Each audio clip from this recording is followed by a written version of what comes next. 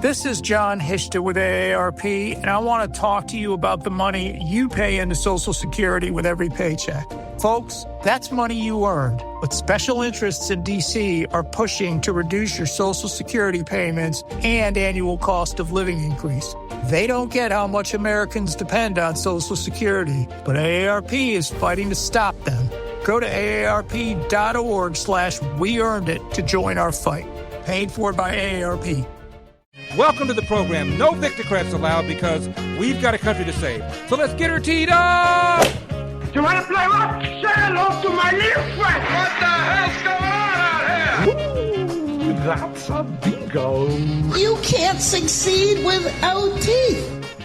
888-971-SAGE, 888-971-7243. I am Larry Elder.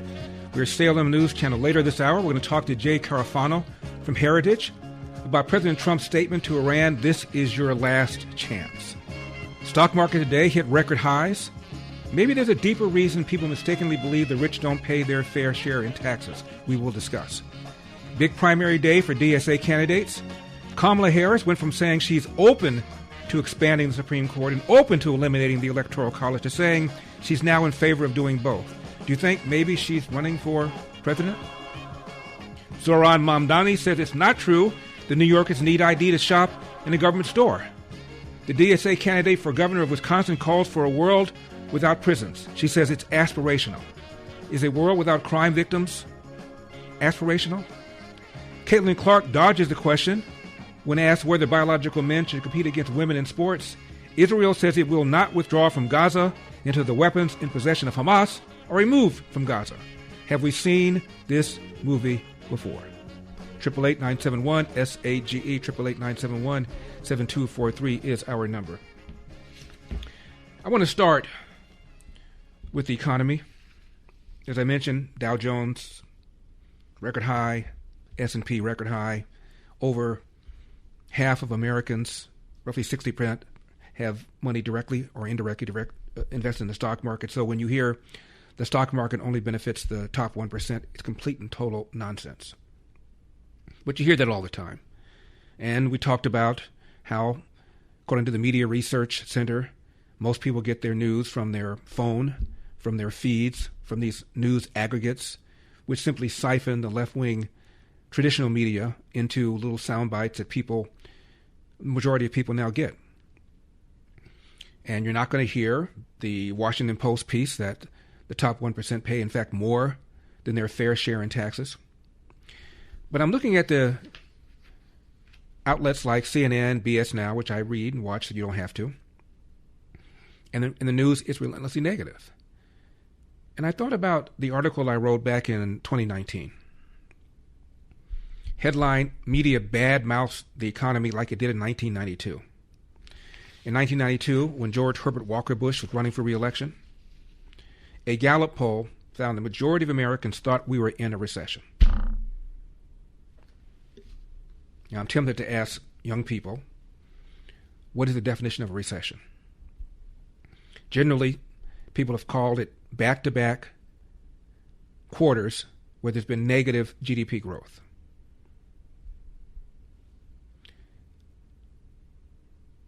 Assuming that's the sort of definition that many people use, on Election Day in November 1992, again, George Herbert Walker Bush running for re-election against Bill Clinton, the economy was on its 19th consecutive month of positive economic growth. I repeat, November 1992, majority of people thought we were in a recession. The economy was on its 19th consecutive month of positive economic growth, which means the economy was nowhere near a recession. There was a recession that began in 1990 and ended 8 months later in 1991, 19 months before Clinton's election, according to the National Bureau of Economic Research, which is the bureau that the country uses to determine when recessions start and when they end. However, Investors Business Daily pointed out that in October 1992, a month before the election, over 90% of the economic news in major newspapers was negative. Let me say that again. In October 1992, a month before this election, when George Herbert Walker Bush was trying to get reelected, running against Bill Clinton, 19 consecutive months of positive economic growth. 90% of the economic news in newspapers was negative. Next month, Clinton wins the election. Guess what? That month, only 14% of the newspaper's economic news was negative. Wait. How do you go from 90% negative to 14% negative month to month? Clinton didn't even go to the Oval Office until that following January. All of a sudden, their guy got into office, so the same economic news was now reinterpreted in a positive way. This is how screwed the Republicans and conservatives get by the daily media. Now get this. So Clinton goes into office January 1993, right? 7 days after Clinton took office, the New York Times writes the following headline. U.S. says economy grew at fast pace in fourth quarter. Here's what the New York Times wrote. This is a quote.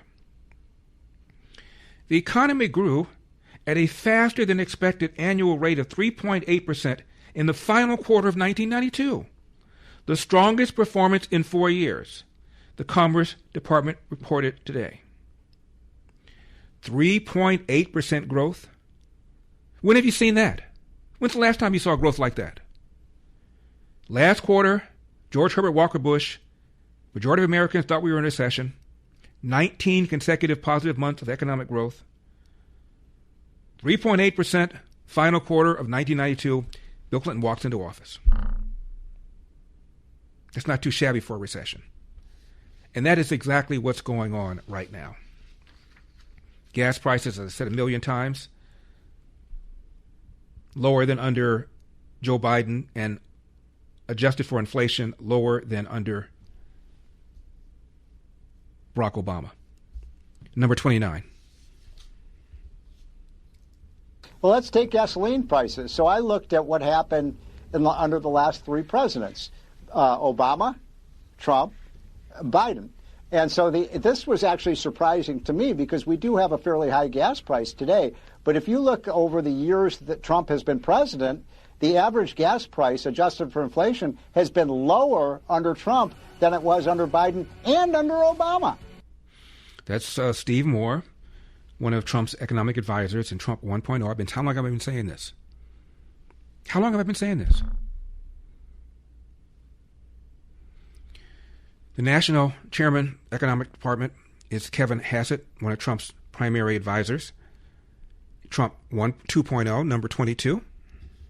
Well, Kevin, President Trump, as you well know, talks about the economy frequently, bragging about it. He calls it the hottest country in the world.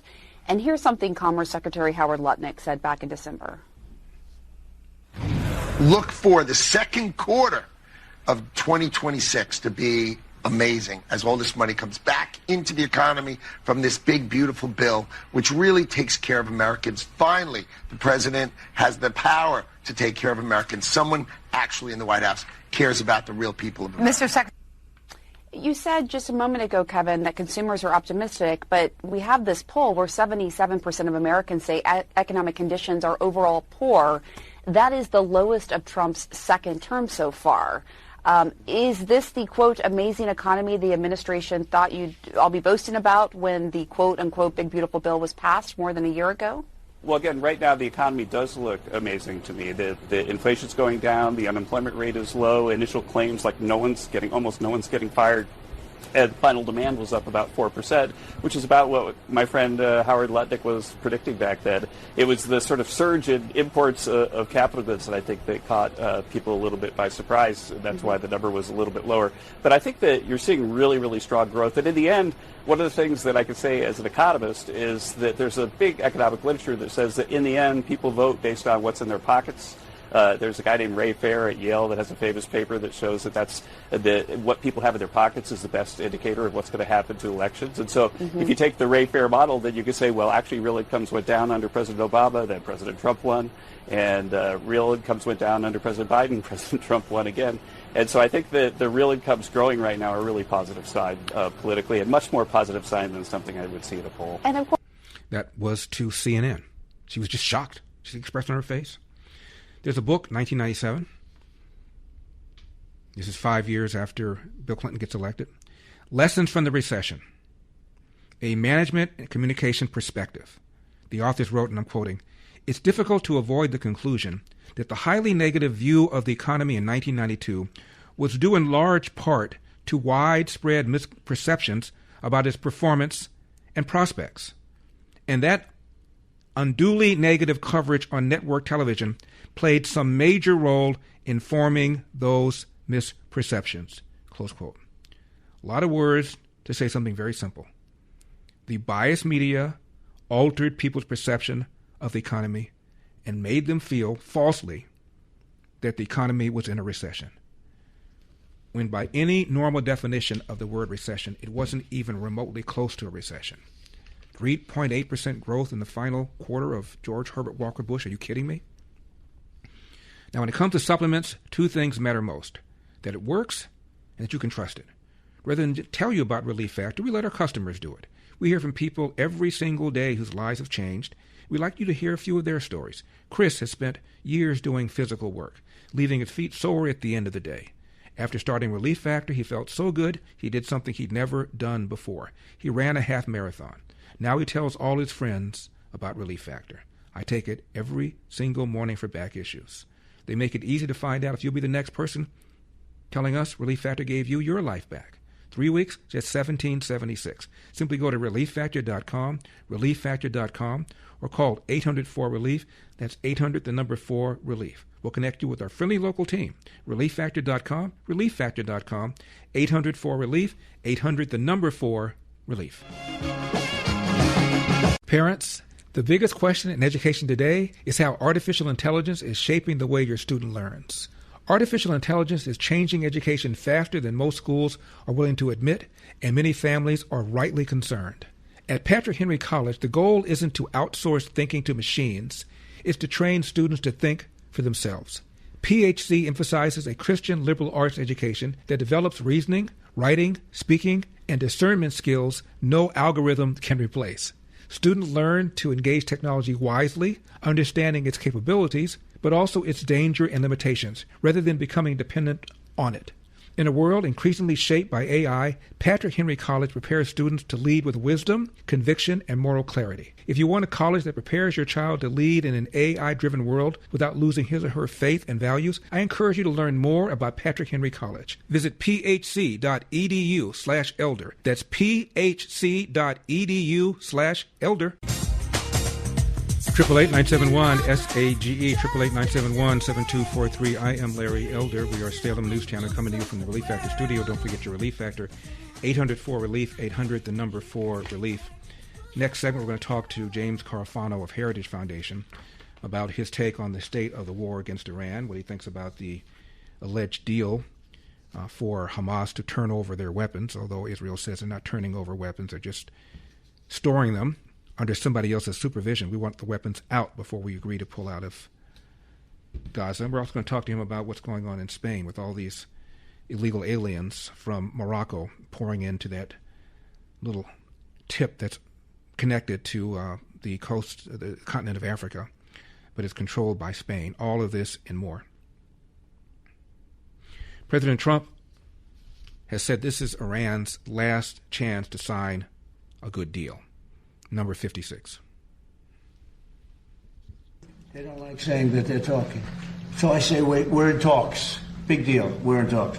And they'll sometimes deny it, even though they spend hours and hours together talking. No, the talks are going along. We were going to hit them very hard yesterday, very, very hard, harder than any attack. I think I can say, General, from a point of knowledge, any attack since World War II. That's pretty big. And we were set to go, and they called. And in addition, Saudi Arabia called, And UAE called, Qatar called, I called some numerous people. I don't want to use the word begging, but some were, in particular, Iran did not want to be hit. And they said, we want to talk. We want to talk about the Strait, but more importantly, from my standpoint, we want to talk about the denuclearization of Iran, because it's what it's all about. This is why I'm doing this. And it should have been done. It's now 50 years. We keep saying 47 years, but 3 years have gone by. But it's for 50 years that other presidents should have been doing or other countries. Didn't have to be us, but other countries. And nobody did it. And it was time, and we hit them hard with the B-2s more than a year ago now. And that knocked out their capability, their potential capability. And we've done a great job. But when we talk, we say we're talking. If we're not talking, when you ask me, no, we're not talking, I'll say it. But we are talking right now. We're talking. And we're talking at the request of Iran, backed by Saudi Arabia, backed by UAE, and backed by Qatar in particular, but others also. Many countries called. The leaders of many are friendly with a lot of them, almost all of them, one way or the other, and they all wanted to give this a last chance. This is a last chance. This is not something that, if it doesn't happen, this is a last chance for them to sign a good document. Last chance, he says, before decapitation, number 53. Thank you very much. Mr. President, this is at least the fifth time you've turned off airstrikes against Iran since April to negotiate. What is your message to the American people who are wondering what has changed this time? Why should it be any different? Well, you don't know. I don't know. I think we're going to maybe get something, but I want to give them every last chance before decapitation. Very tough to do what we have planned, still planned. We'll see what happens. But it's a very, very tough thing to do. I think I'm very proud of the fact that I'll give people a chance. This is a big move. To do an attack that big on a country, I'd rather not do it. Now, we've already, through lots of large attacks, but they were normal large. Hopefully they'll come to their senses, because what happened cannot have a nuclear weapon, but hopefully they'll come to their senses. So they called me. And they said, please don't attack, we'll make a deal. That's the real truth. And everyone knows it. And who wouldn't call? And they found out through leaks and sleazebags, a lot of sleazebags, leakers. Leakers should be put in jail. They have to strengthen up the laws for leakers. But in this case, leakers helped, because they said the severity of the attack. And Iran knew it. They knew what was coming. It was going to come last night, and it would have gone on for a long time, and there'd be essentially very little left. There'd be nothing left. And if I'm given a chance to let a lot of people live, I want to give that chance. So I'm under no time constraint. I don't happen to be running, but a lot of very good Republicans are running. Now, regarding Hamas, Trump made an announcement that Hamas has agreed to give up their arms, but Israel says, well, they've not agreed to allow someone to take all of them out of Hamas. What has Hamas been doing with all of the aid that they've been given over all these years?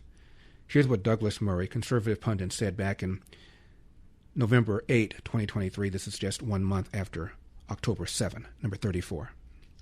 Do you not feel that something has to give here, that this has to get resolved somehow, and that the only way to do that is, as with all these situations, you have to eventually compromise in some way? And the problem for Netanyahu is that people think he is completely incapable of offering Hamas any compromise, and therefore there is no deal. So the families of the hostages are still there, and hundreds of thousands of protesters in Israel on the street to Tel Aviv right now, they are of the firm belief that it's his own intractable position on this, which is not going to allow any kind of ceasefire to be achievable. But there again, if I can say so, Piers, it's the same thing, which is the presumption that it's Netanyahu who is uncompromising. We end up with this, again, because Netanyahu is a democratically elected leader, and so it's assumed that some pressure can be brought to bear on him. In my view, it is not Netanyahu who's uncompromising. It's Hamas that's uncompromising. They could have handed back the hostages last October. They could have not done this. I mean, they could have tried to build a state since 2005 when Israel withdrew from the Gaza and handed the place over to them. Hamas could have used the billions of dollars and pounds and euros that British and European and American taxpayers gave them since 2006. They could have used those billions of dollars to build up Gaza. They could have made a booming, in the good sense of the term, Mediterranean paradise. They could have created wealth for their people. But you know what they did? They built down instead of upwards. They built. Now, whether you're preparing for exams, juggling family and career, or just looking to stay sharp as you age, Think Factor is here to help.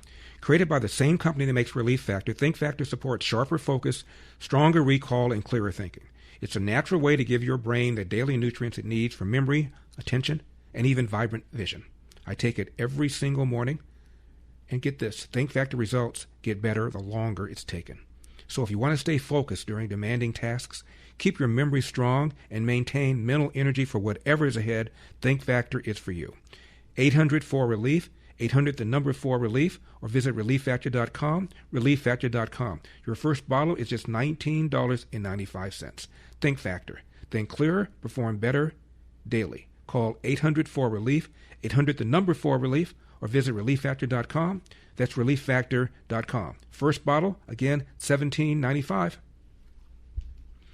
Jay Carafano up next from Heritage on how the war is going in his view. I'm Larry Elder.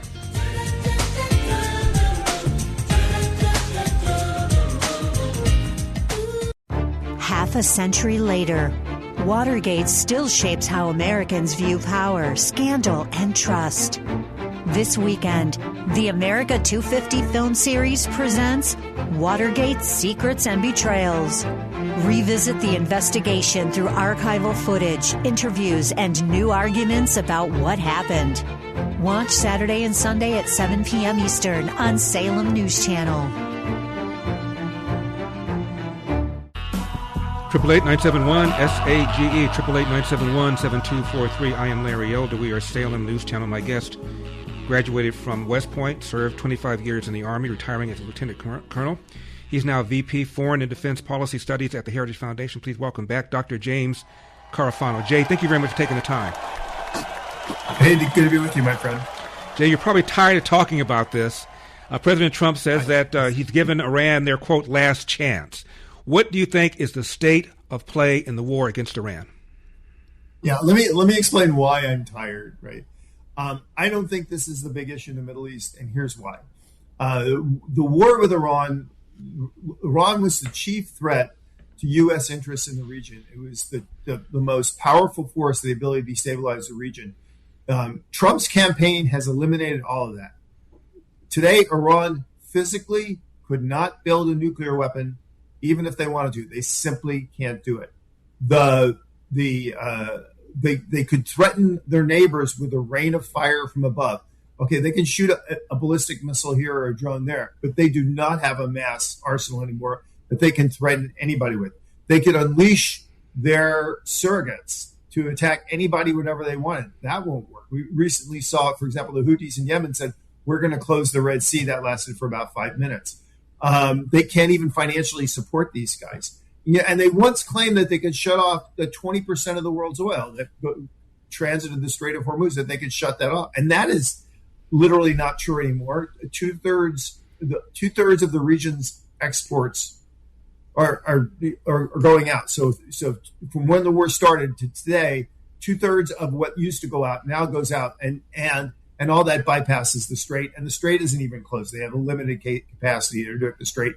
And here's the thing is, every time they come at Trump, Trump takes something else off the table. So he is really, Iran is their own worst enemy, because every time they try something, he takes something more away from them. So if you think of a timeline of, okay, everything stopped and they could rebuild all the capabilities to be the threat they were a year ago, how long would that take? So every day that Trump conducts a military operations against the Iranians, it adds months, and in some cases, in some capabilities, years to when Iran could ever actually be a threat today. So deal, no deal, I'm not sure I really care. He has completely humbled them as a threat to U.S. interests. So it's the things we do to take advantage of what the president has achieved that matter to me more than whether we get a deal with Iran or not. As you know, the war is unpopular with the American public, depending upon how the question is phrased. What bothers me is a few weeks ago, Donald Trump meets with the NATO General Secretary, Mark Rutte. Rutte publicly says that Iran was close to getting a nuclear bomb, that Trump did the right thing to eliminate that threat. He made the world safer.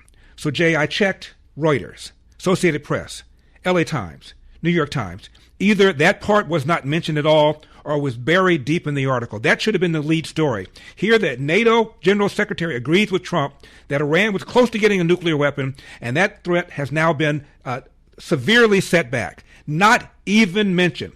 When you phrase the question the way the McLaughlin people did, Iran's close to getting a nuclear weapon. They would probably use it if they had one. They are trying to block 20% of the world's oil. Donald Trump is stopping that. Are you okay with that? Then the majority of people say yes. Yeah, so look, let's just put the war stuff aside and the currency of politics aside and just talk real politics. Because these are the politics that really matter. And it's not the midterms and what the polls say now. It is 2028. 2028 is a referendum on Donald Trump. Doesn't matter who the candidates are. We're going to be arguing whether Trump was a good president or not.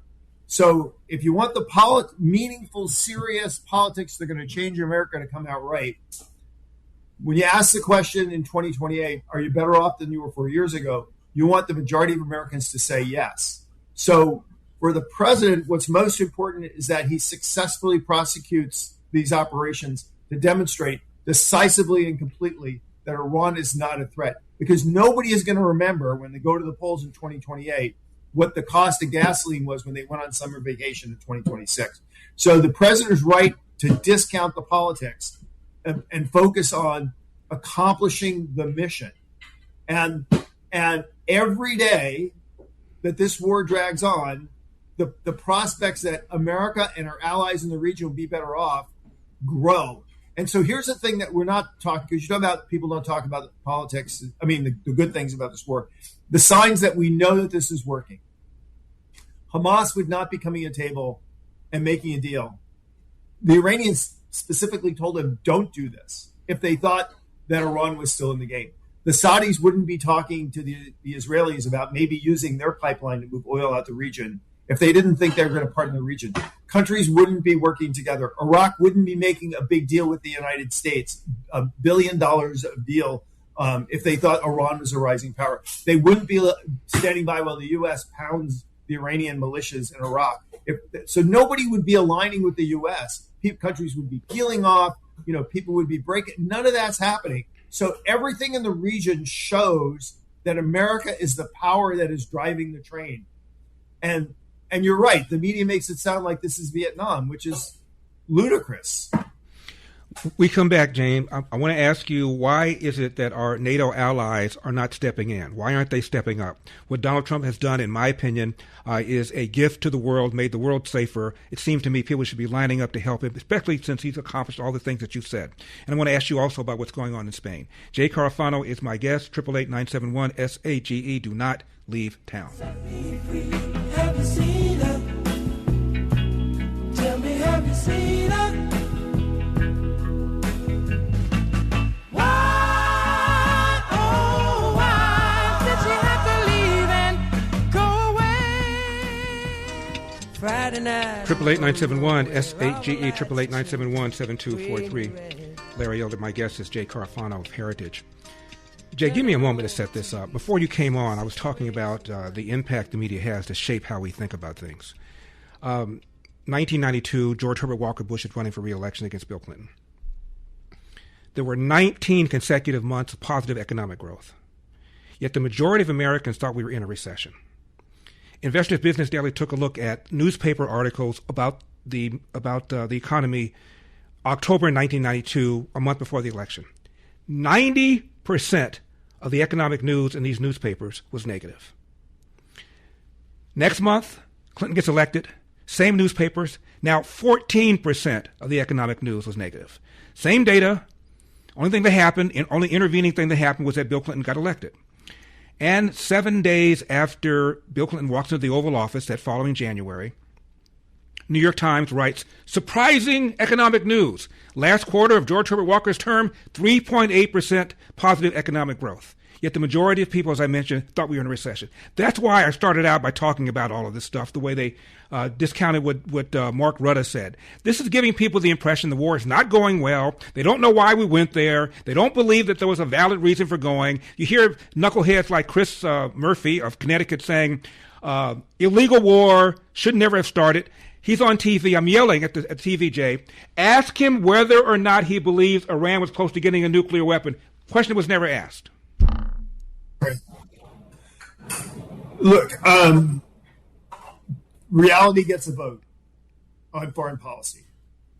You can say a war, but is lost. But Iran is the chief destabilizing force in that region. It is completely humbled and on its knees. We are doing stuff in that region with allies that we've never been able to do for decades. The notion the United States is working with Syria to rebuild its country, working with Lebanon to rebuild its country, actually getting Gaza out of the terrorism business and giving the people of Palestine a future. These were things that people thought were impossible, getting the Israelis and Arab countries to actually cooperate on security. These things that people thought were impossible, and they're happening. And in the end, reality will well out. I will say this. Look, foreign policy is not domestic policy. Or the Iran war is not going to drive the outcome of the midterm elections, and it's probably not even a top 20 issue. Look, I'll give you a good example. Look at Ukraine. Ukraine was not popular with a lot of Republicans. Everybody said, Republicans want to walk away from that war. The president didn't walk away from Ukraine, and what's happening today? Ukraine under Donald Trump has been more successful on the battlefield than it's ever been, and it's actually winning the war, and the Russians are losing. And if Trump had just listened to the people that said, people don't like this, forever wars and everything else, just walk away, and ignored U.S. interests, it would have been like Biden in Afghanistan. Jay, and Trump didn't do that. So I think the president's instincts are right. You focus on the national interest, and the politics will follow. Don't let politics tell you how to defend your country. You are right about Ukraine. Your analysis, I agree with you. What's interesting to me, Jay, is that Donald Trump got our allies to pick up the tab for Ukraine. No credit for that. We're not paying for it anymore. Right. Where's the love? Right. Come on. Crazy, right? And the thing is, everybody's better off. The Ukrainians are better off. The Europeans are better off. We're better off. And they just move on to the next. And this is the shtick, right? This will happen. They'll complain about this, and then it'll be obvious that actually Trump's doing the right thing, and they'll just move on to the next thing to complain about. Yeah. I honestly think Americans have made this. Here's my concern, which is, people should focus on the things that are important to them. But here's the thing. You always have to remember, you're voting for the president. I will often talk about these issues, and they say, well, I'm not voting on national security. I'm voting on healthcare or, whatever. But the reality is you're electing the commander-in-chief. So you're voting for national security. Well, it doesn't matter if you say you're not. You are.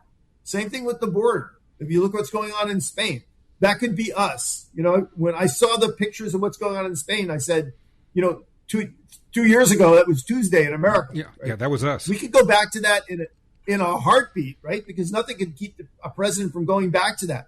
The only thing that is leaders. And so you can say, well, I'm not voting on Trump secured the border. That's fine. I'm not voting on that. I'm voting on something else or whatever. But no, you're voting on the border. You're voting on immigration enforcement. You're voting on safer streets. You're voting on peace restraint. There's a reason why more people are joining the military at a higher rate than ever. And they're not leaving the military. They're staying in. And we're at war. We're at war, and we have unprecedented levels of recruiting and retention. There's a reason for all those things, and they all matter. So when we as voters go to the box, you can't just say, well, I had to pay more for gasoline last summer vacation, so I'm going to try somebody else. You know what that gets you? That gets you Mandami. That gets you Gavin Newsom. That gets you people like Kamala Harris as your senator. That's what that gets you. You have to realize your responsibility as a voter. This person is responsible for the freedom and safety and prosperity of your country. And it is not like, let me try this flavor of butter today and see if I like it better than the margarine I ate last week. Dude, you are gambling with the future of this country when you vote for the president of the United States. I discount the midterms. I think Trump has whatever happens. But it's 2028 is a big deal in this country when we decide, are we going to continue with policies that have actually delivered really on every front, economic, security, defense, the border, real progress? Or are we going to say, well, I don't like the guy with orange hair because, everybody on the five and or the View doesn't like him, and my favorite rock star doesn't like him, and my favorite actress doesn't like him, so I'm just going to try somebody else. Maybe they'll be okay. We've tried that. That's what got us 4 years of Joe Biden. 30 seconds left. Jay, what is Spain going to do? The weird thing about this is Spain has done amnesties before, and they always get the exact same result. Every time they get an amnesty, they get another wave of illegal migration. So the only thing that's going to save this country is bringing this government down, new elections, bringing the conservatives in Spain to power who actually have the support of the majority of the country, and they'll fix the problem. That's the only thing they can do. Jay Carafano, Heritage. Jay, as always, thank you very much for coming on. We appreciate it. Thanks, my friend. You got it.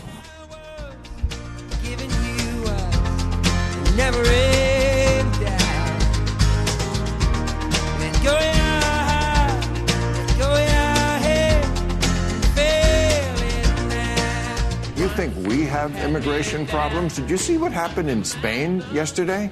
60,000 people in one day bum rushed the border and got through. This is amazing. And this poor Spain, at the same time, they're having horrible fires. Spain is the new California. There it is. The northern part is on fire. The southern part gets overrun by migrants, and everybody speaks Spanish. It's the new California. 888-971-SAGE, 888-971-7243. I am Larry Elder, Salem News Channel. Maybe there's a deeper reason why people mistakenly believe that the rich don't pay their fair share in taxes. Big primary day for DSA candidates. We're going to talk about that.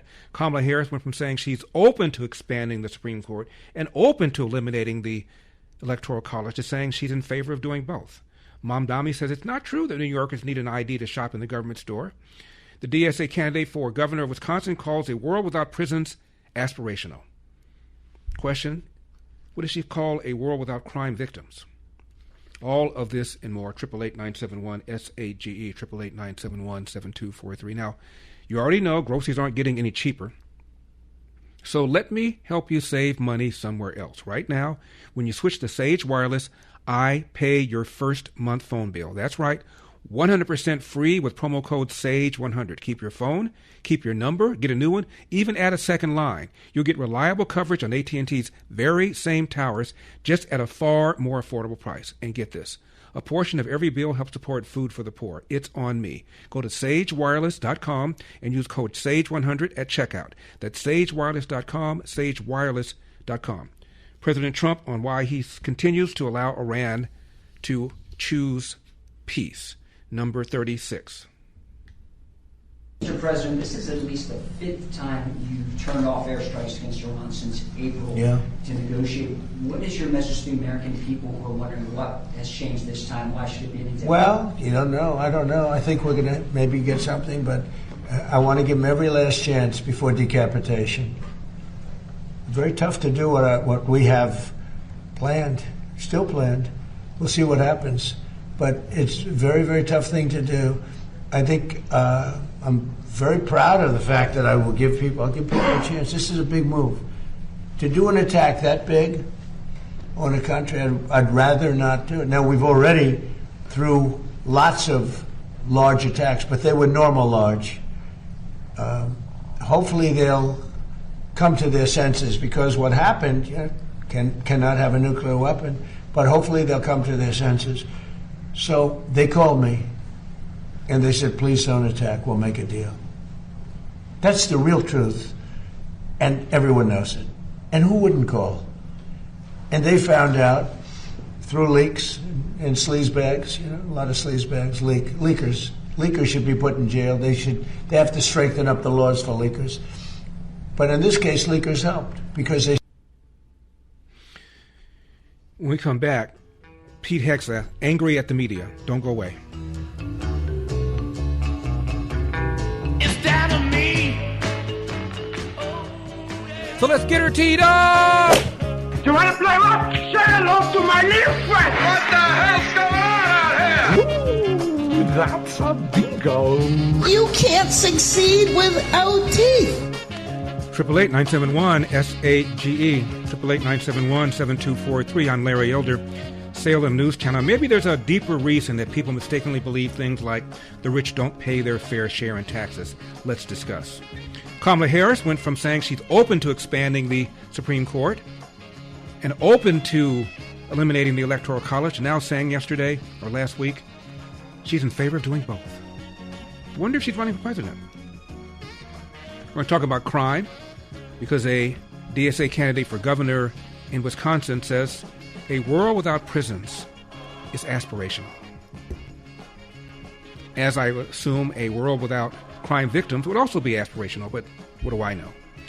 Caitlin Clark dodges the question when asked whether biological men should compete against women in sports.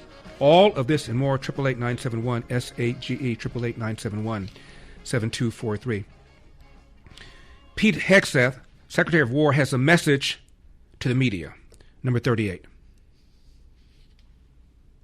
Mr. President, I'll start kind of where you left off, Mr. President. Thank you for doing the work of the free world and having the courage to step up and stop the Iranian terror regime from holding the world hostage. That's really what it is. And 27 days ago, Iran had a modern military. Never in recorded history has a nation's military been so quickly and effectively neutralized. Operation Epic Fury is not an endless war. It's a decisive campaign with clear objectives to destroy Iran's offensive military capabilities and ensure they never obtain a nuclear weapon. This is stuff for the history books. This is stuff for legacy. Mr. President, you are acting now to ensure future generations do not have to live under the threat of a nuclear-armed Iran. However, you wouldn't know it if you listened to the dishonest hate Trump media, as you referenced. The folks here in the room, these cameras, they have a choice. You're either informing the American people of the truth or you're not. Because I hear it from my people every day. Behind every headline you write, there's a helicopter crew in the air. And behind every news banner you write, there's a battalion on the move.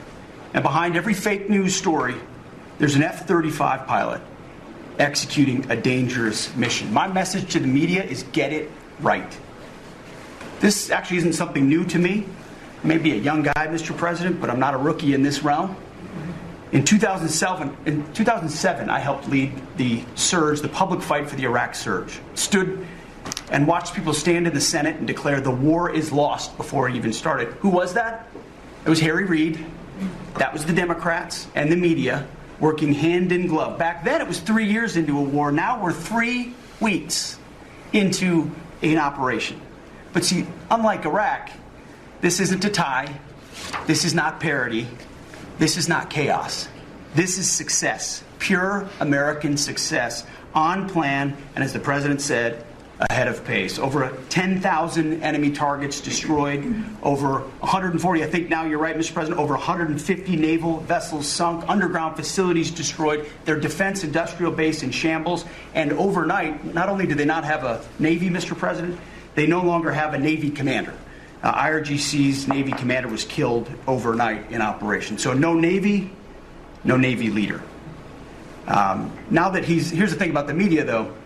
If President Trump had not acted, you'd be screaming, why not? And now that he has taken decisive action, you're asking, well, why did you? It's the same old tired playbook, TDS in your DNA. But the hardworking, God-fearing, patriotic Americans out there know better. And you alluded to this, President Obama, Mr. President. Here's a fact that you don't hear on your networks, but we know. Many of the Iranian military factories and bases that we're systematically destroying were paid for by the pallets of American cash that Barack Obama flew into Tehran under the Iran deal. You might call it an inconvenient truth. Iran took our money and turned it into weapons and bunkers and ammo. And now we're destroying those weapons, and you're righting, Mr. President, that grievous wrong. And make no mistake, we had to act. And our objectives are clear. No nukes, no Navy, and a complete dismantling of their missile program and defense industrial base. And as Marco pointed out, that mission, and the VP as well, has not changed since day one. Yet, 2 days ago, they shot 2 failed missiles on a target 4,000 kilometers away. For years, they told the world that their missiles could only range 2 kilometers. Surprise. Yet again, Iran lied. And to the world, I say London is 4,000 kilometers from Iran. Washington, D.C. is 3,300 kilometers from Venezuela, another country President Trump did something about that partnered for a long time with Iran. So you're telling us that Iran is not a threat to the world or to the U.S. President Trump knows better. And here's what success actually looks like right now. You mentioned it, Mr. President. A-10 Warthogs, if you know them, you love them, and Apache helicopter gunships are flying strike missions inside Iranian airspace and throughout the Strait of Hormuz at will. See, you only send these slow, low-flying, close air support platforms when the enemy has no meaningful air defenses left.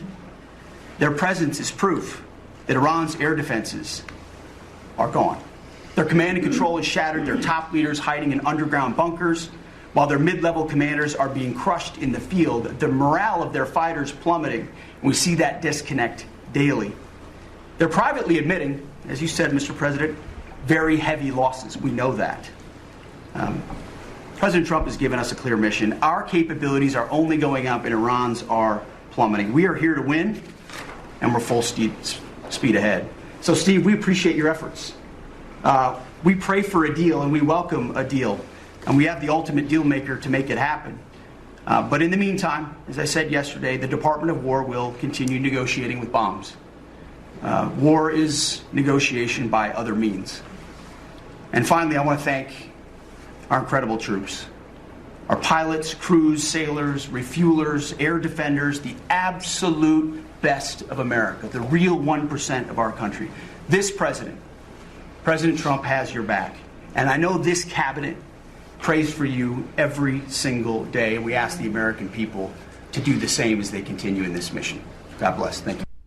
Meanwhile, over on BS Now, there is a guy named Eddie Glaudet, who has stage 4 Trump derangement syndrome. Here's what he said about Pete Hegseth, number 14.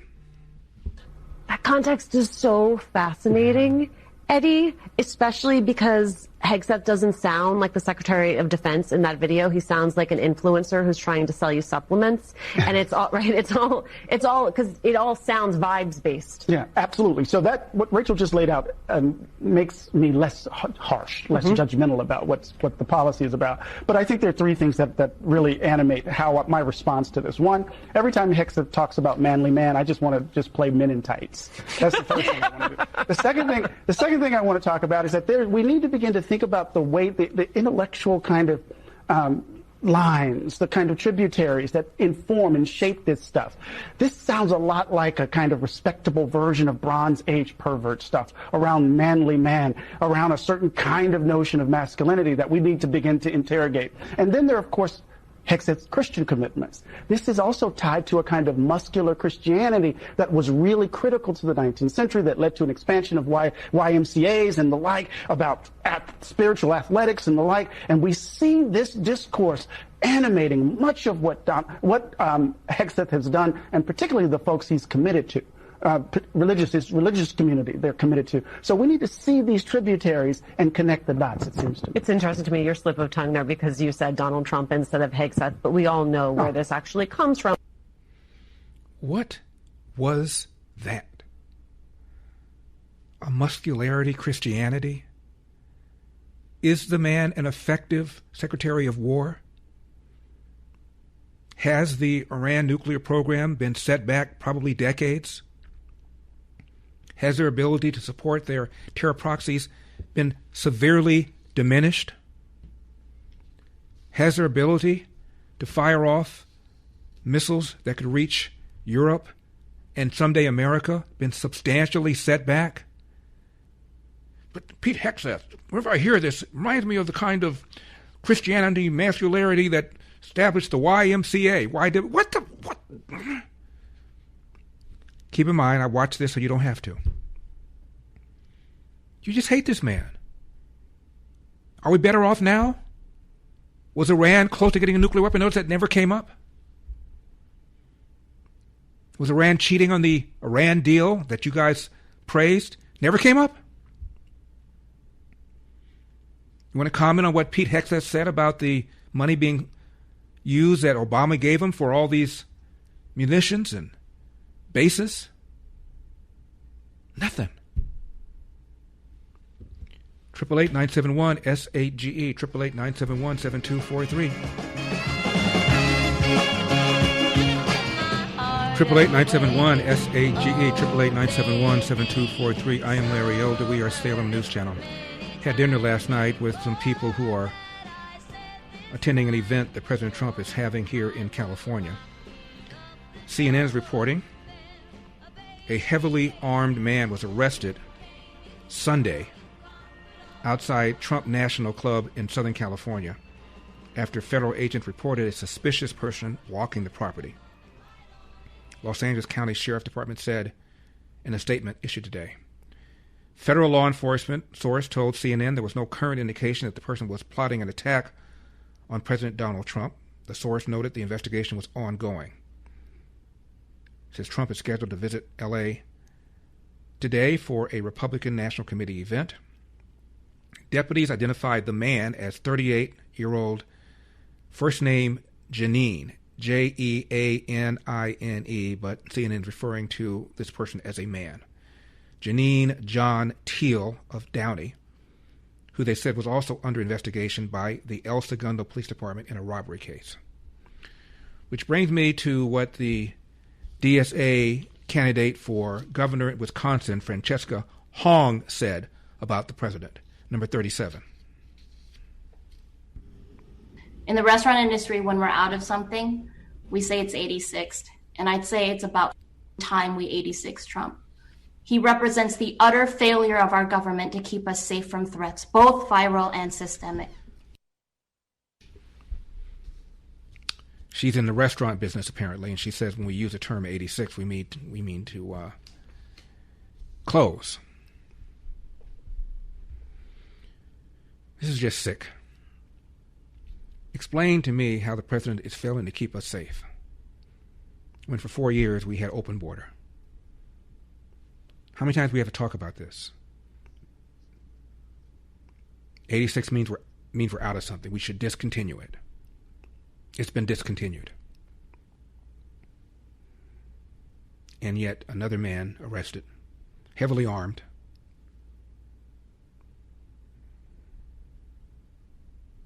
A third of Democrats, after the attempted assassination in Butler, wished the assassin had been successful. The would-be assassin had been successful. A third. Imagine if a third of Republicans, after an attempted assassination of Barack Obama, had said we wish the would-be assassin was not a would-be assassin, but a successful assassin. Are you kidding me? Are you kidding me? This is where we are. Before we leave the comment about Gaza, Israel, of course, is accused of engaging in a genocide while still supplying water to people living in Gaza, interrupting, giving food, some kind of genocide. Israel says, we're not leaving until and unless the Hamas arsenal is removed from Gaza. And what makes you think they will do that? Again, let's go back to Douglas Murray, number 34. Do you not feel that something has to give here, that this has to get resolved somehow, and that the only way to do that is, as with all these situations, you have to eventually compromise in some way. And the problem for Netanyahu is that people think he is completely incapable of offering Hamas any compromise. And therefore, there is no deal. So the families of the hostages are still there, and hundreds of thousands of protesters in Israel on the street to Tel Aviv right now. They are of the firm belief that it's his own intractable position on this, which is not going to allow any kind of ceasefire to be achievable.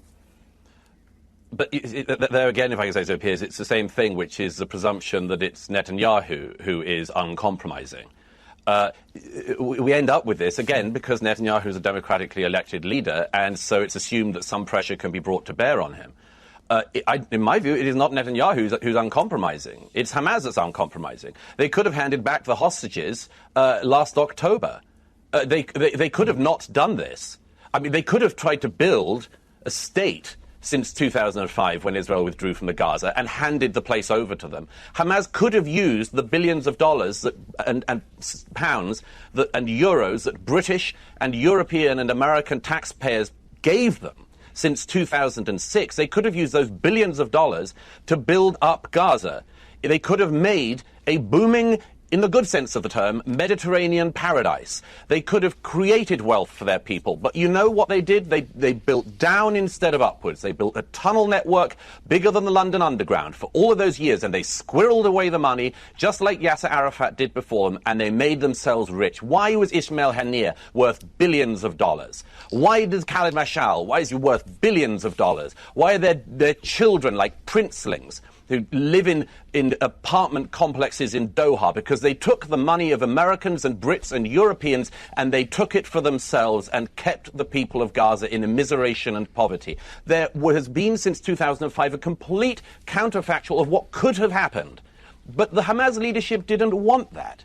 They have said themselves they want to use Palestinian children and their lives in order to pressurize the world. These are fanatics. They want the death of their own citizens, in order to get world opinion turned against Israel. Again, how do you negotiate with that? The assumption always is in the West today, because we're so sort of fat and lazy in our expectation that peace is the norm, and that historically it's the norm. We're so full of our own expectations and presumptions that we always think that wars end by some kind of compromise and coming around the table, to use the cliche.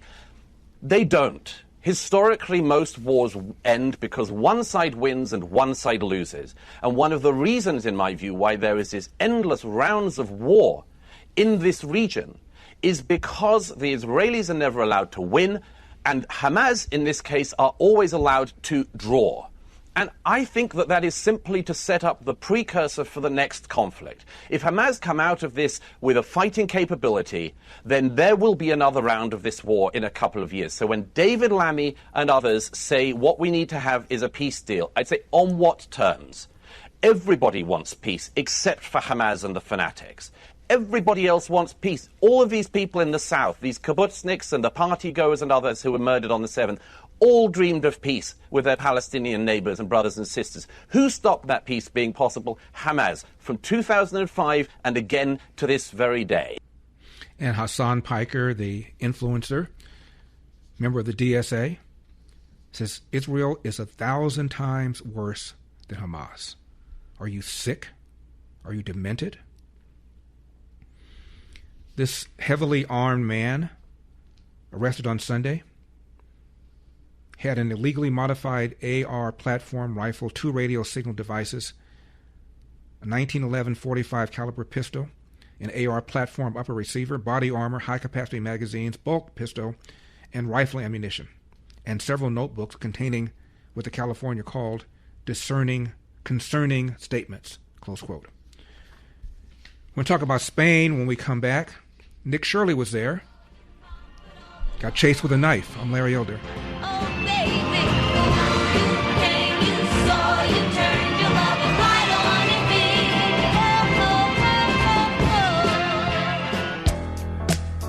Triple 8-971 SAGE 888-971-7243. I am Larry Elder. We are Salem News Channel. You already know groceries aren't getting any cheaper, so let me help you save money somewhere else.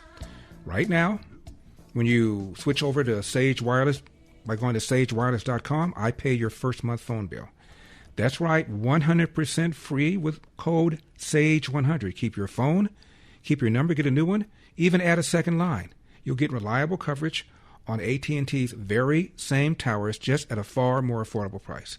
And get this, a portion of every bill helps support food for the poor. It's on me. Go to sagewireless.com and use code SAGE100 at checkout. That's sagewireless.com, sagewireless.com.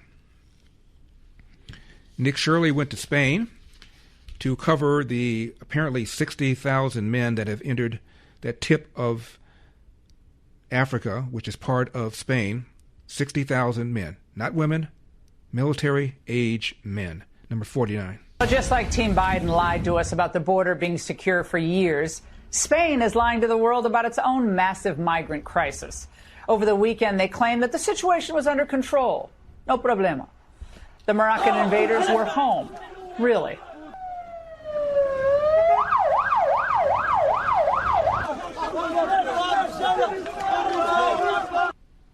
Thousands are reportedly setting up camp on the beaches there and in the streets, refusing to leave. Some really gross video coming out of there. Independent journalist Nick Shirley is on the ground in Ceuta and is finding that they also aren't very friendly. Watch out, watch out, watch out.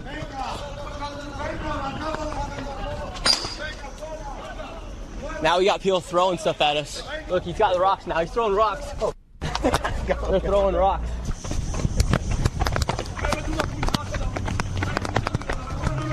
No. Look, now we're getting chased. He has a knife. He has a knife. They just wanted a better life. Here with us to discuss is independent journalist Nick Shirley. Nick, what did I tell you the last time I saw you last week? I said you got to be careful out there. I know it's late for you. I'm glad you were able to outrun them. What happened after you were chased? Where exactly were you? Were there police or anyone there to help you?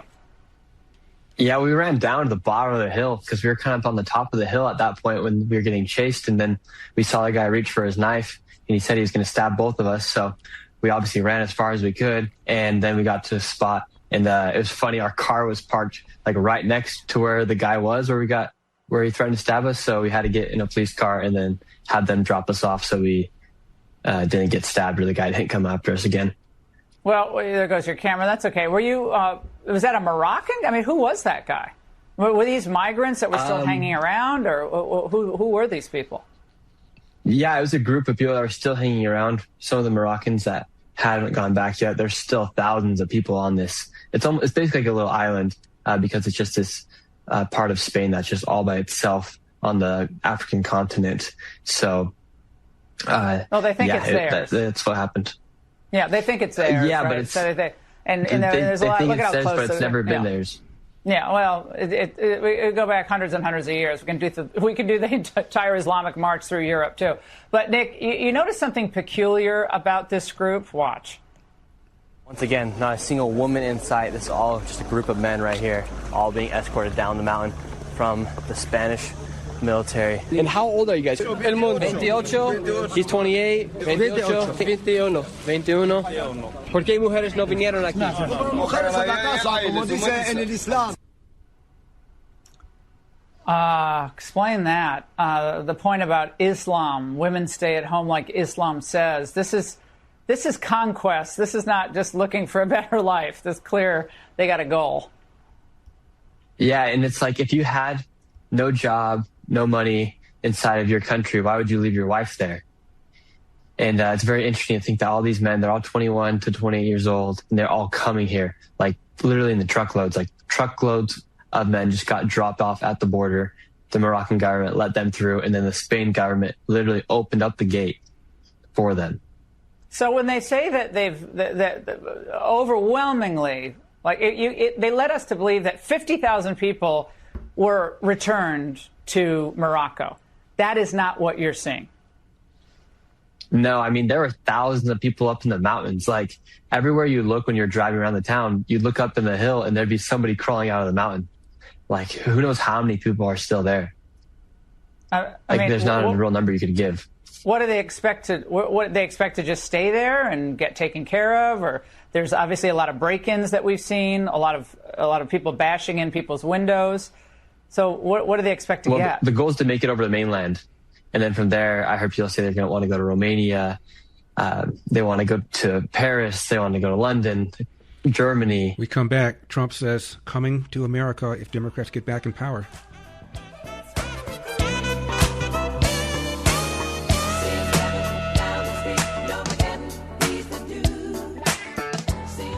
Triple 8-971 SAGE 888-971-7243. I am Larry Elder. We are Salem News Channel coming to you from the Relief Factor studio. Don't forget your Relief Factor 800-4-RELIEF 800-4-RELIEF or relieffactor.com. That's relieffactor.com. Number 32. Happening in Spain awaits America. What should voters in other countries with elections coming up soon take away from what's going on in Spain? You have to be very careful with the whole socialist thing. I think in many cases it's much more than socialist. They skipped socialism, they went directly to communism. But when I saw what happened in Spain, I said, we had a version of that. You could say much worse. We allowed 25 million people under Joe Biden, the Democrats. We had open borders, and countries all over the world, almost all of them, sent people that they don't want into our country. And we've gotten a lot of them out, and we're getting more, including murders. And I always said 11,888. That was the number of murders. Many of them committed more than one murder. And we're going to be just like that if you put these lunatics in that I see running for office. We had an open border a year and a half ago. We had the worst border in the history of our country. Now we have the best border. We haven't had one person come in, and this is done by the Democrats, not by left-leaning people. They do charts. And they have, in 15 months, not one person has come in through our southern border illegally. Now, that's pretty amazing. I'd say maybe 10, maybe 15. They say none. And believe me, if they did, they'd love to report it. But you could go outside in those vast plazas where hundreds of thousands of people gathered when they stormed our country, just like they did, in my opinion, worse, just like they did to Spain. They stormed our country. And those borders are those big plazas that were built. They put concrete down. And now you look at them, and there's grass growing in the cracks. Nobody comes up because they know they're not going to get through. And if they do get through, they're going to be taken out, brought back to their country. So we've done a fantastic job. And in July, during the NATO summit in Turkey, here's what President Trump described as Spain, number 25. And I want to thank Mark. He's been a great Secretary General of NATO. I'm not happy with NATO because of what they did with Greenland. And I'm not happy with NATO because of the fact that they didn't want to help us with the number one state sponsor of terror, that's Iran. They were unwilling to help us. Now, in all fairness, I didn't speak to Mark about it. I think if I did, it might have been different. But we didn't need help. But I was really testing. I wanted to see whether or not they'd be there. And the answer is they were. I spoke to Germany. I spoke to France. Spoke to UK. Spoke to Italy. I didn't speak to Spain. Spain is a wasted cause. We don't want to do any trade business with Spain anymore, by the way. I'd like you to cut it off. Spain is a terrible partner in NATO. They don't participate. They don't pay. I don't want anything to do with Spain. Cut off all trade with Spain, please, including visits. Okay, we don't want anything to do. Watch them come running back. Oh, they'll come running back. They treat this man terribly, and this man's a good man too, great man. They're lucky they have him. But Spain doesn't agree to anything, and you shouldn't carry him. I mean, you sort of automatically carry because you're protecting an area, so they're there. So they probably figure they have to protect us, right? But we don't have to. We don't have to trade with them. I don't want to do any more trade with them. All right? Yes, sir. Take it immediately. Don't even talk to them. They're hopeless. Bad people because, they have everybody else going and paying and working. In Spain, in particular Spain, there are a couple of others, but in particular Spain, they're open about it. They're hostile about it. And let's see how hostile they remain when they call up and they, please, we want to trade with you, sir. We want to trade with you, sir. They make so much money with us, and we're going to see that they make a lot less. I want no business with them. Bill Maher was talking about the DSA. DSA's own internal survey shows overwhelmingly they are white males with college or even more. but they're not making very much money, which means they majored in a bunch of things that aren't really paying off in the private market, so they're just angry. Number 57. I'm going to say it, since the far left, the far, far left, is overwhelmingly made up of affluent, ultra-woke white people, you raised your kids wrong. You told your precious brats that every brain fart was genius, and now those brain farts are becoming Democratic Party policy.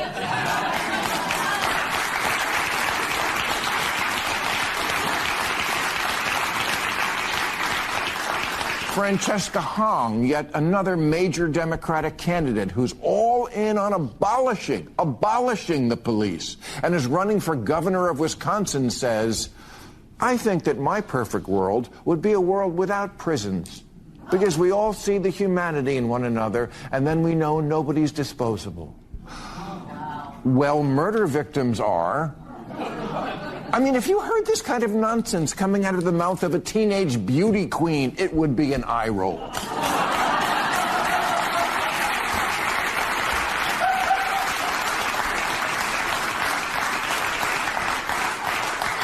No wonder that the most true blue Democrat ever, James Carville, says, there's just something I can't be in the same tent with.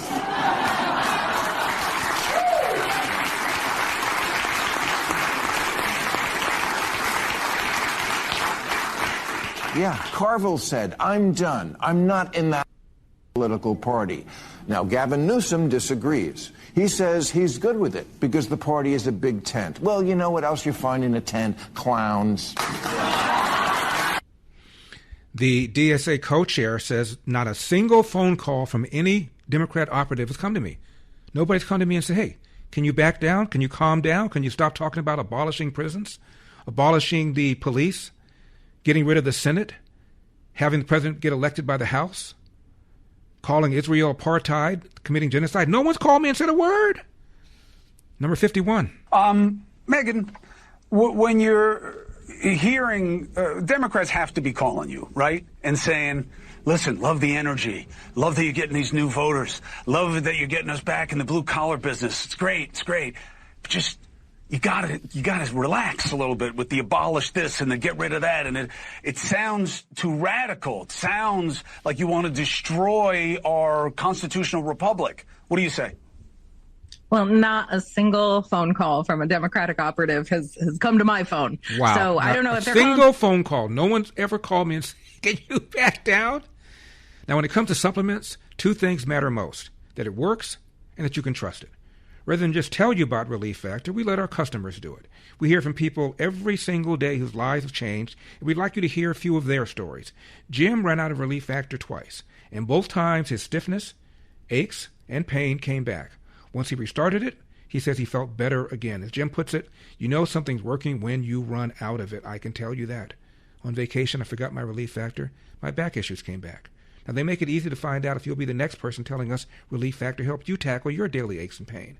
3 weeks, just $17.76. Just go to ReliefFactor.com, ReliefFactor.com, or call 800-4-RELIEF, 800-4-RELIEF. We'll connect you with our friendly local team. ReliefFactor.com, ReliefFactor.com, 800-4-RELIEF, 800-4-RELIEF.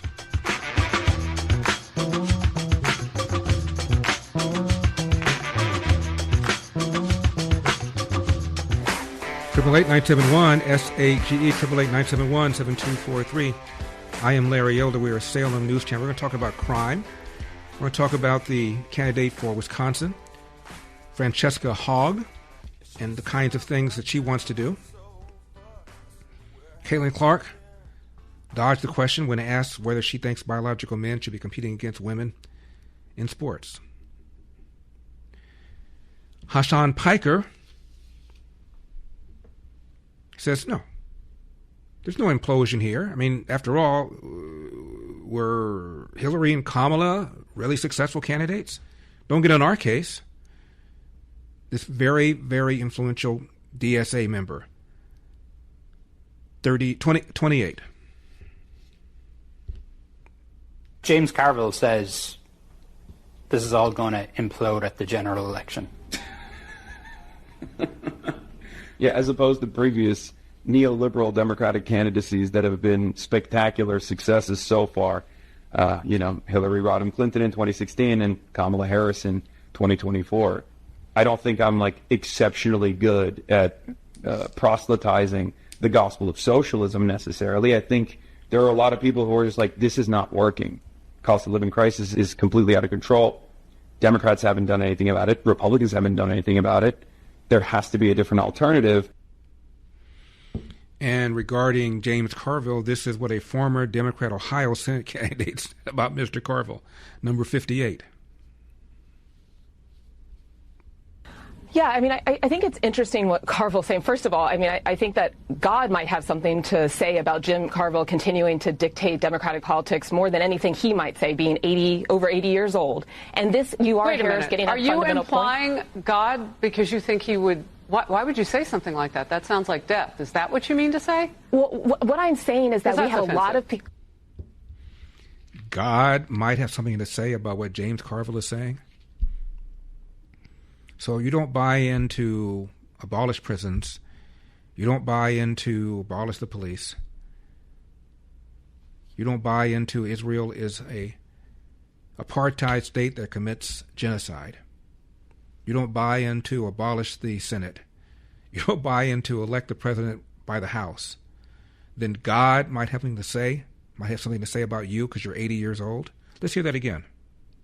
Yeah, I think it's interesting what Carville's saying. First of all, I think that God might have something to say about Jim Carville continuing to dictate Democratic politics more than anything he might say, being over 80 years old. And this, you are Harris getting a fundamental point. Are you implying God because you think he would? Why would you say something like that? That sounds like death. Is that what you mean to say? Well, what I'm saying is that we have a lot of people. That's exactly what she meant to say. Go somewhere, James Carville, and die. 888-971-SAGE. DSA candidate for governor of Wisconsin, another whack job. Don't go away.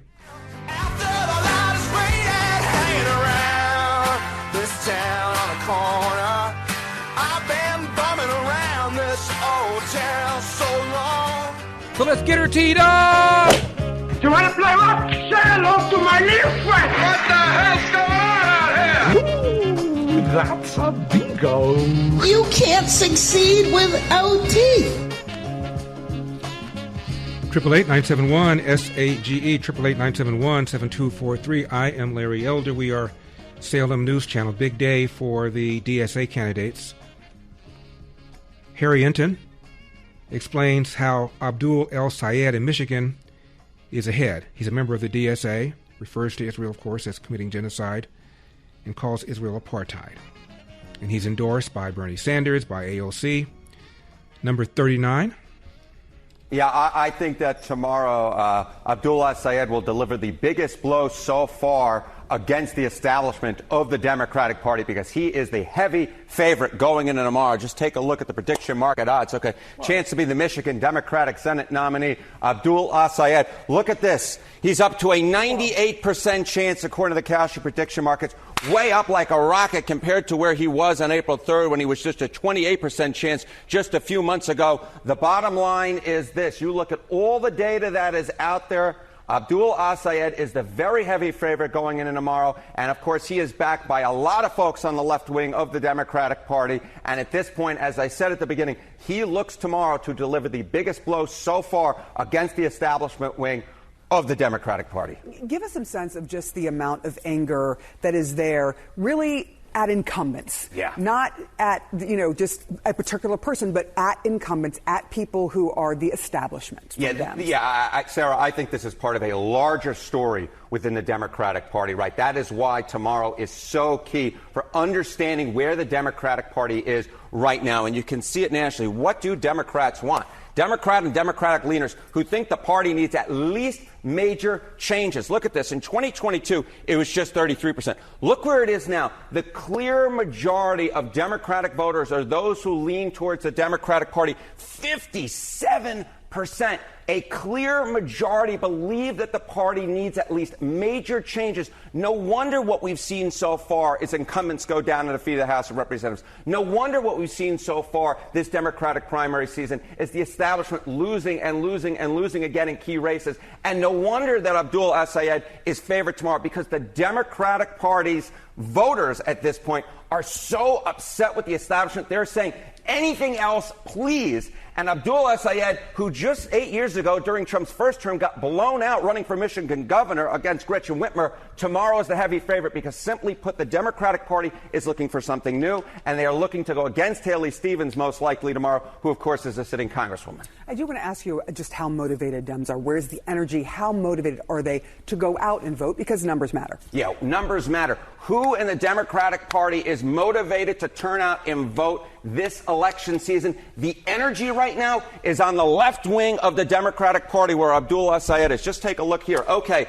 Dems extremely motivated to vote. Look at this. 80%, 4 in 5 of those who identify as very liberal say they are extremely motivated to turn out and vote. Compare that to all others within the Democratic Party. A significantly lower chunk, just 3 in 5, 59%. Abdul El-Sayed kind of comes together, puts it all together as an outsider, comes from the populist, progressive wing in the party, and that's why I think tomorrow he is the heavy favorite. And if he does, as I said at the beginning of this segment, it would be the biggest blow against the Democratic establishment so far, sort of culmination of all the factors we've seen in this primary season. This is certainly bubbling up, and then you, of course, have the general, and that's a whole different thing. We will discuss that. We'll discuss that later. We'll discuss that later. Let's set the primary first.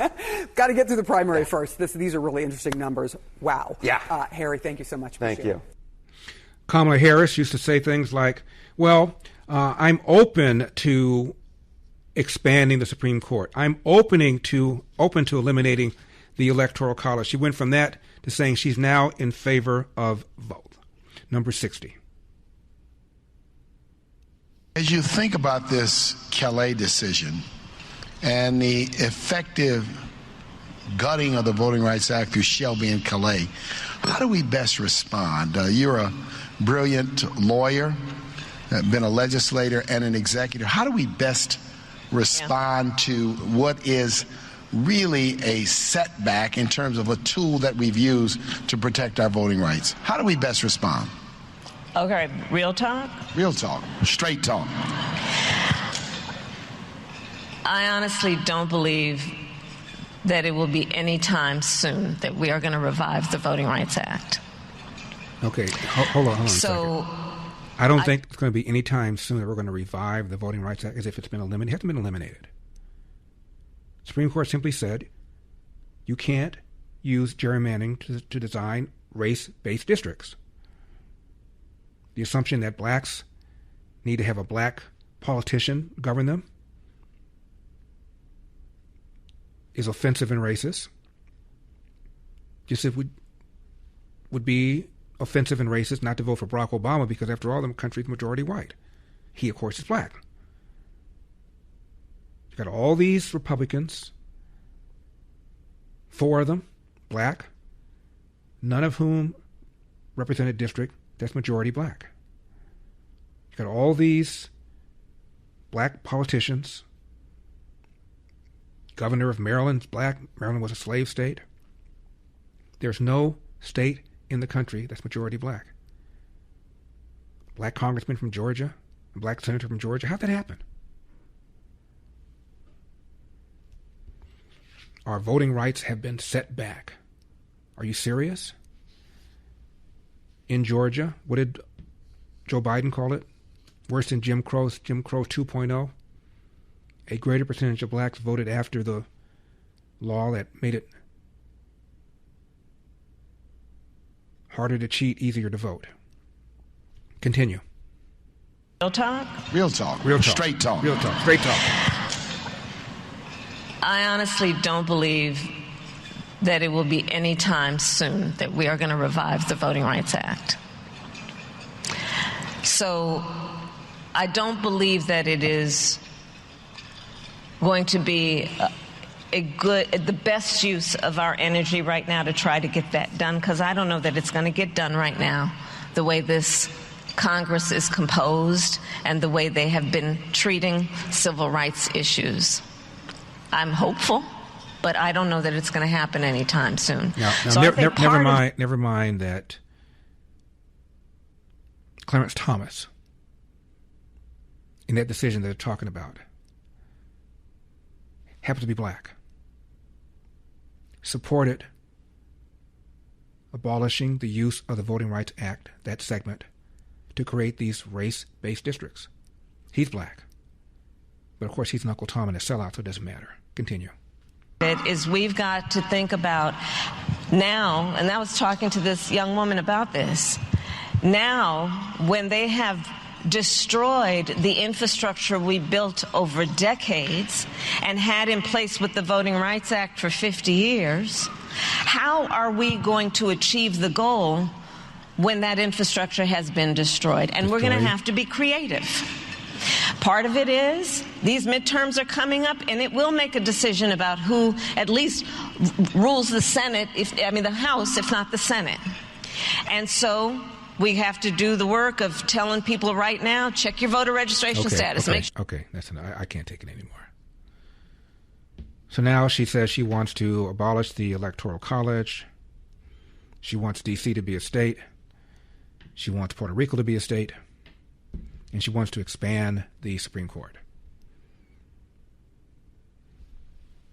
Josh Shapiro, the governor of Pennsylvania, about the Supreme Court. Number 3. But the Supreme Court has been incredibly infuriating at times.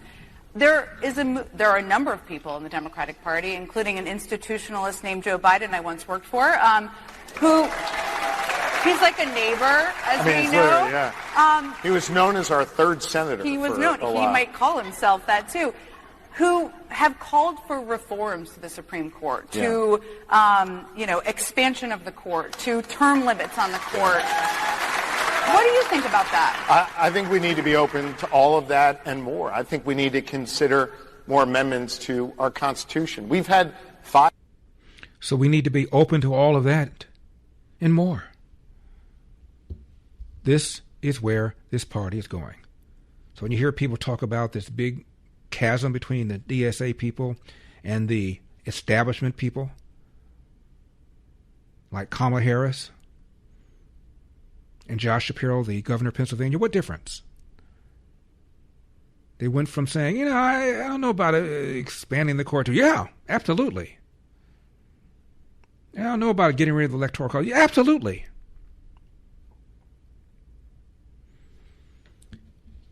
She didn't reiterate her support for reparations, but she already did that before.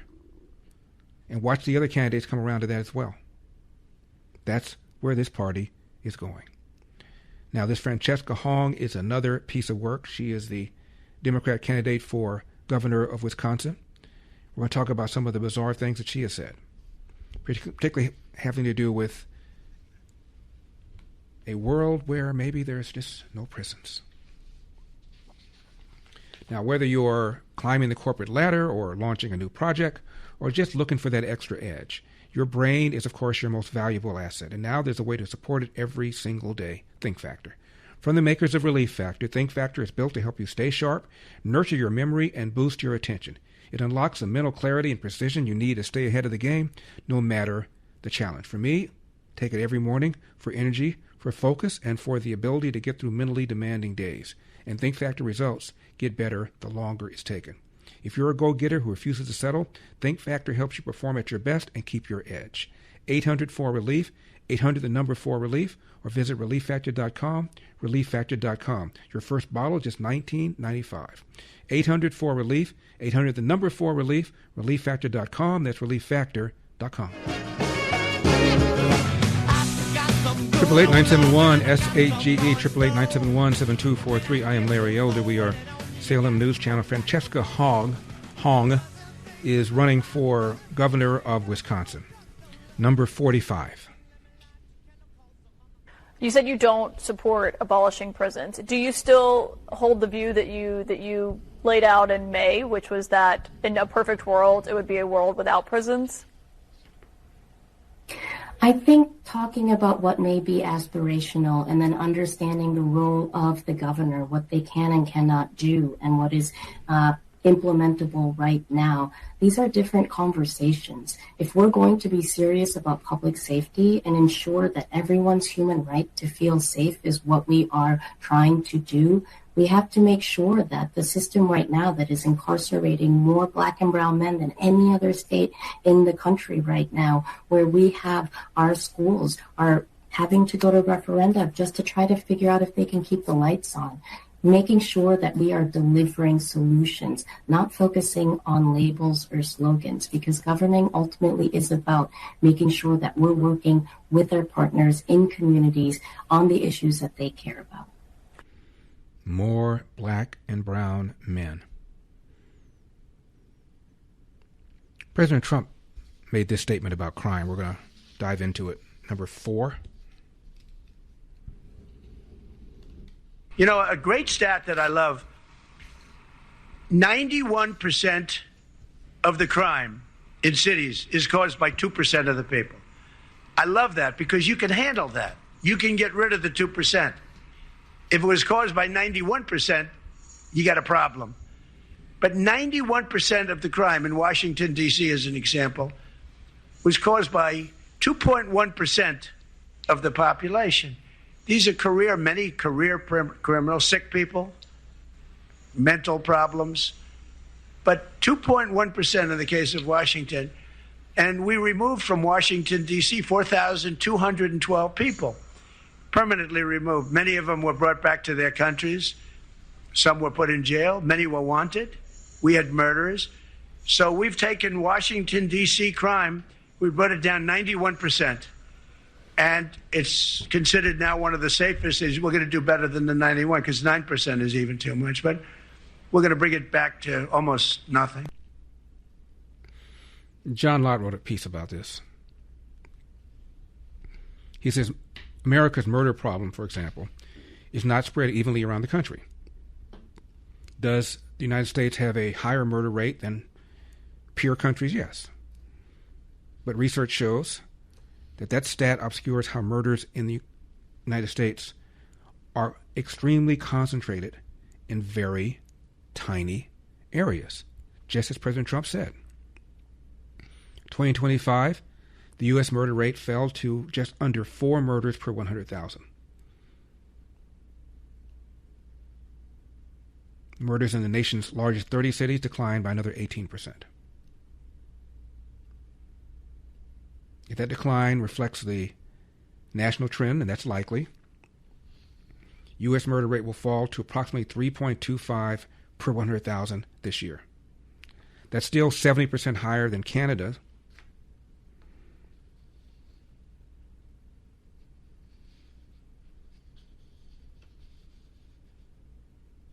And much higher than Australia.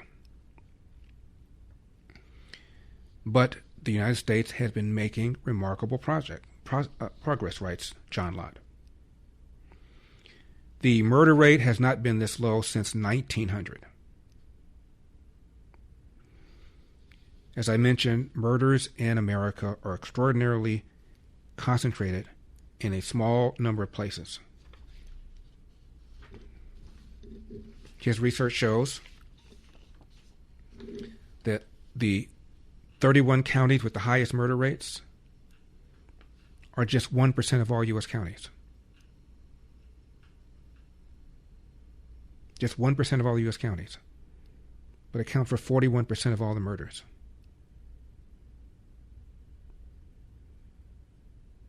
Just 2% of the counties, 54% of all murders. And the concentration isn't even at the county level.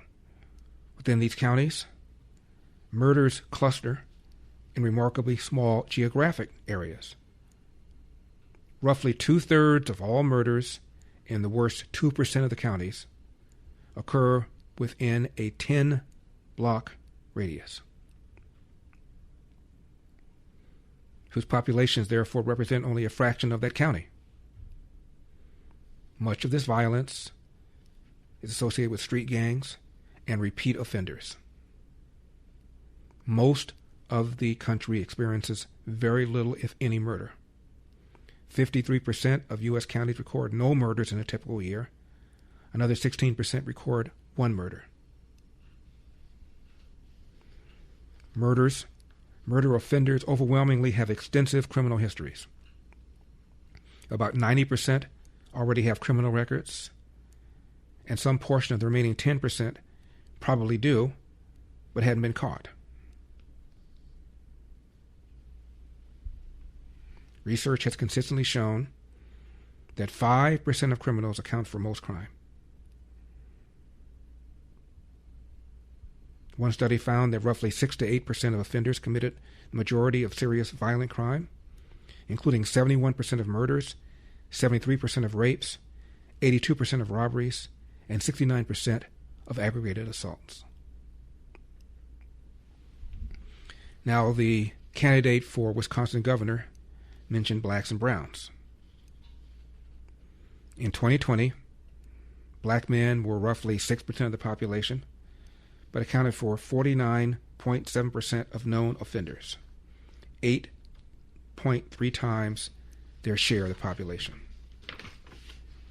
And the victims, of course, overwhelmingly black as well. So when you're talking about an aspirational world without prisons, you're talking about an aspirational world where the victims of this black and brown crime, who are overwhelmingly people of color, are victimized without their offenders being caught and incarcerated, because it's just not right. So many black and brown people. What about the victims? You give a damn?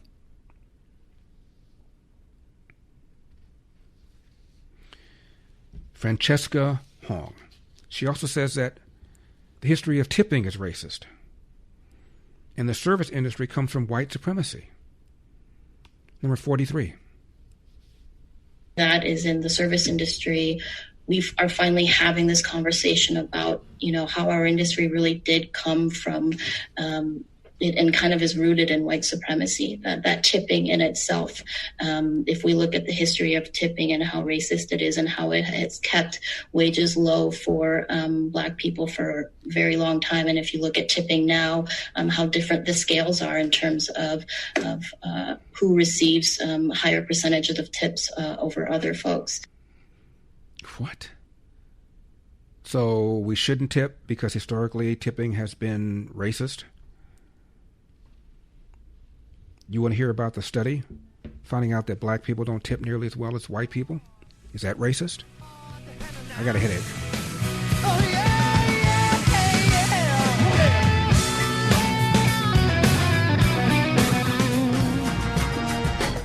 888-971-SAGE, 888-971-7243. I am Larry Elder, Salem News Channel, coming to you from the Relief Factor studio. Don't forget your Relief Factor.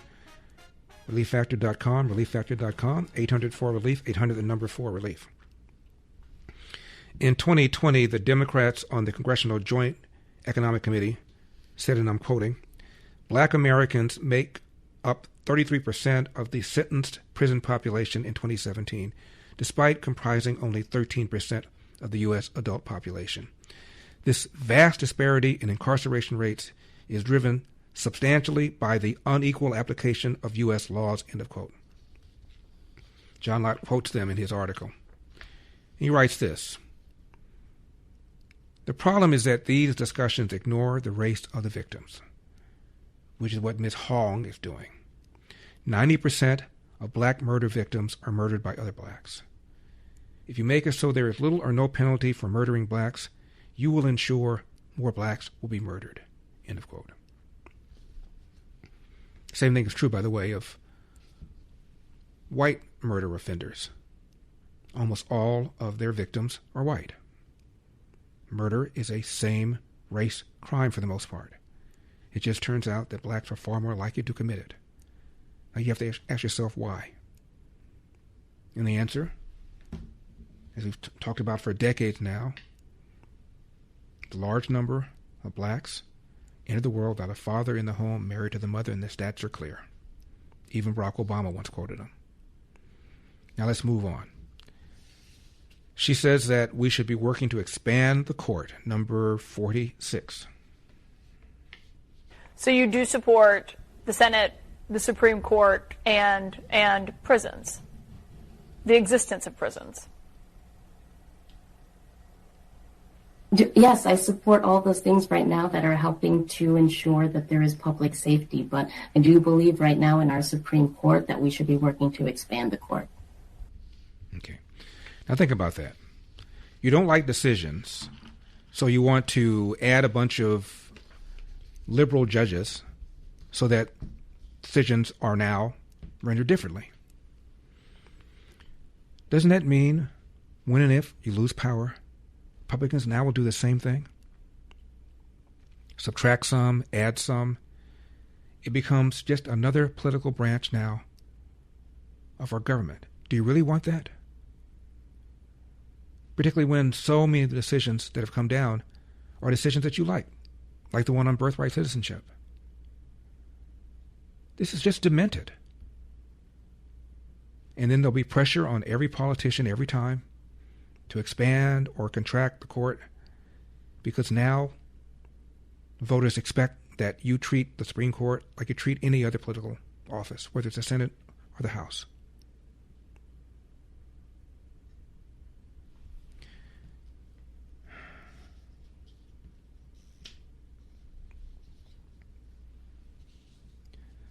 These Democrats are just getting more and more bizarre, aren't they? For example, Seth Moulton is a Democrat member of the House of Massachusetts. He's now apologizing for having said in the past he didn't want men and women's sports. He's now apologizing. Number 35. Congressman Moulton, in your last debate, you said when you were asked about student athletes who are transgender, to anyone out there listening tonight, anyone in the LGBTQ community or anyone else, I stand with you because I've always stood with you. But after the last presidential election, you said, I have 2 little girls. I don't want them getting run over on a playing field by a male or formerly male athlete. Congressman Moulton, which is it? To the trans community, feeling the weight and the pain of the Trump administration policies, I deeply recognize your trauma. And I'm sorry if my comments hurt you. I'm sorry if my comments hurt you. Now, explain this to me. This candidate for Wisconsin governor is married to a white man. And therefore, number 44. I wasn't always aware of the struggles of other communities of color because for me, assimilation always kind of took over. And so I did marry. My proximity to whiteness continues, right? My son is biracial. He's half white and half Korean. And I think navigating, what his identity is and how people perceive him is always at the back of my mind as well. I'm married and I have proximity to whiteness because I married a white man and I have a half white son. So I've always had a proximity to whiteness, and therefore I really didn't understand the struggles of people of color because I've had a proximity to whiteness. I guess Barack Obama's parents did too. Now, when it comes to supplements, 2 things matter most: that it works and you can trust it.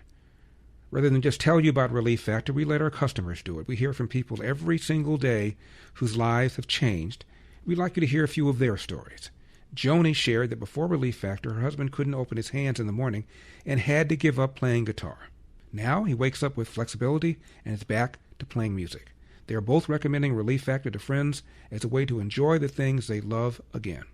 I take it every single morning for back issues. Now, they make it easy to find out if you'll be the next person telling us Relief Factor helps you enjoy what you love. 3 weeks, just $17.76.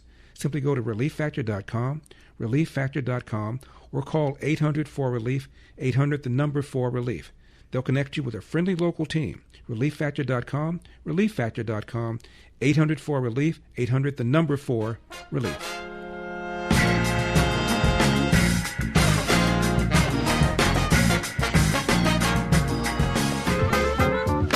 You said you don't support abolishing prisons. Do you still hold the view that you laid out in May, which was that in a perfect world, it would be a world without prisons? I think talking about what may be aspirational and then understanding the role of the governor, what they can and cannot do, and what is implementable right now. These are different conversations. If we're going to be serious about public safety and ensure that everyone's human right to feel safe is what we are trying to do, we have to make sure that the system right now that is incarcerating more Black and brown men than any other state in the country right now, where we have our schools are having to go to referenda just to try to figure out if they can keep the lights on. Making sure that we are delivering solutions, not focusing on labels or slogans, because governing ultimately is about making sure that we're working with our partners in communities on the issues that they care about. 888-971-SAGE, 888-971-7243. I am Larry Elder. We are Salem News Channel. What about brown criminal illegal aliens? Should they be arrested and deported? According to a DHS spokesperson, last week alone, ICE deported murderers, sexual assailants, burglars, and drunk drivers.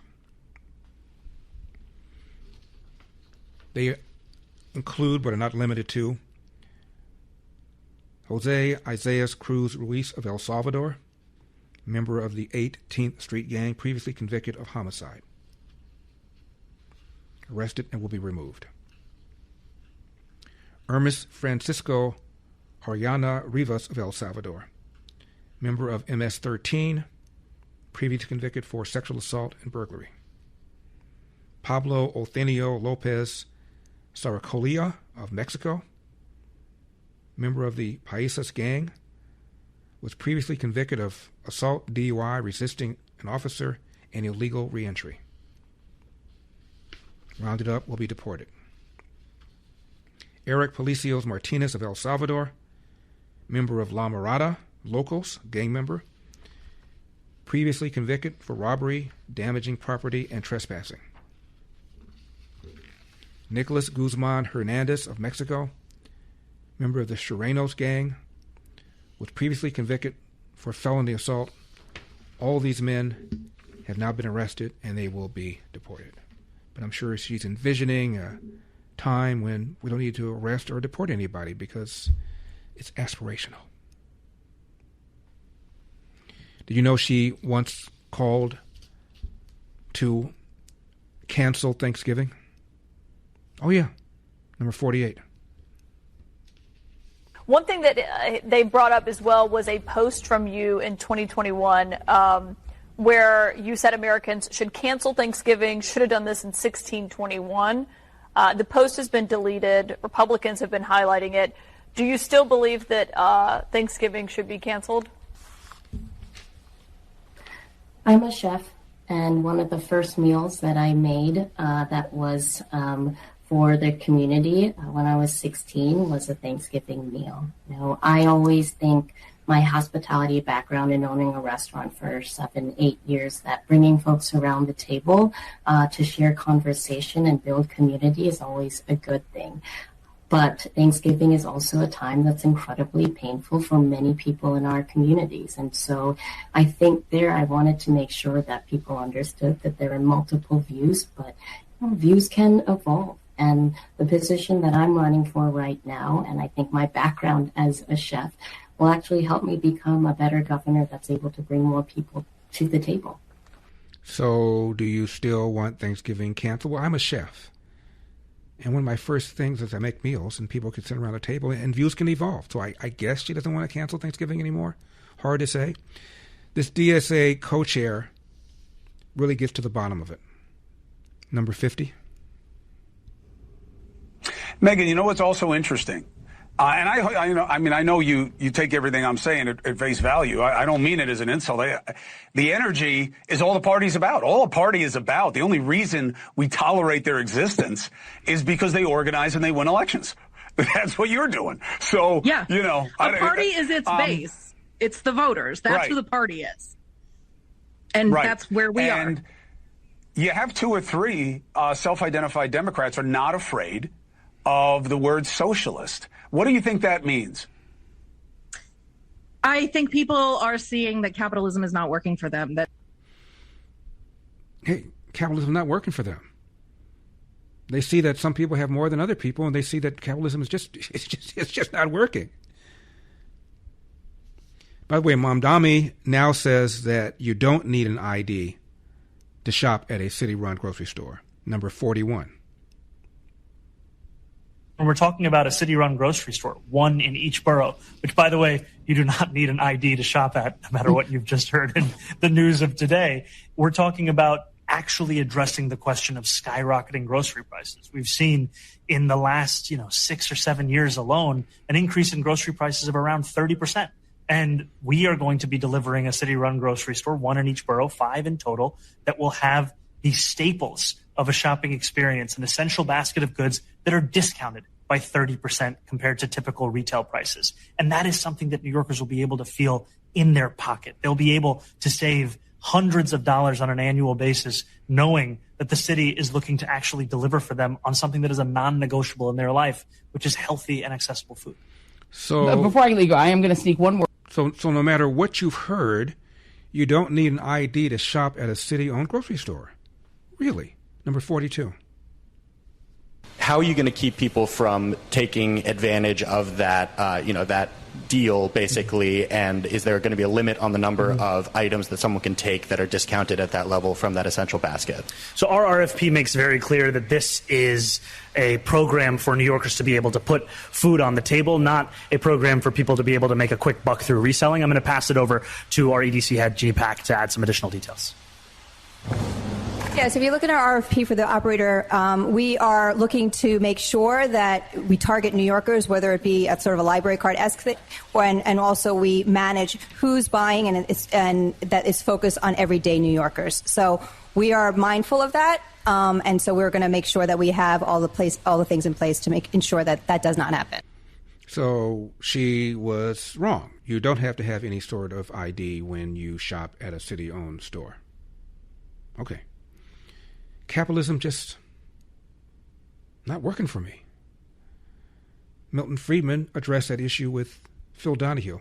We'll revisit that when we come back. Now, life moves fast, and staying sharp, focused, and clear-headed isn't always easy. That's why the same company that brings you Relief Factor has developed something brand new, Think Factor. Think Factor is made to help you think clear and perform better daily. It's a powerful blend of nutrients that unlock mental clarity and precision, nurture your memory, and boost your attention. With Think Factor, brain power and performance finally meet for lasting daily results. Supercharge your memory and mental sharpness. Your brain is your most valuable asset, powering your creativity, your focus, and your daily performance. If you're feeling mentally foggy or not recalling things as quickly as you once did, Think Factor could be just what you need to reclaim your cognitive edge. I take it every single morning. It helps me with focus. And by the way, Think Factor results get better the longer it's taken. So if you ever thought, I wish I could be more clear, more focused, call 800-4RELIEF, 800-4RELIEF, or visit ReliefFactor.com, ReliefFactor.com.